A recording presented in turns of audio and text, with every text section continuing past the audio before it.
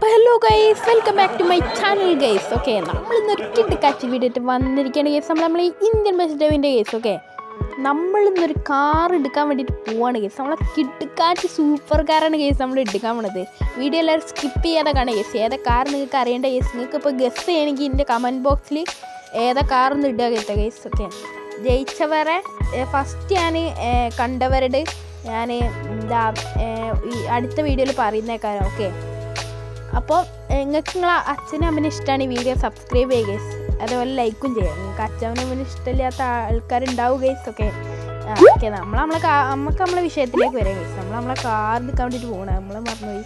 Okay, നമ്മളിവിടെ അടുത്താണ് guys showroom കാര്യങ്ങളൊക്കെ.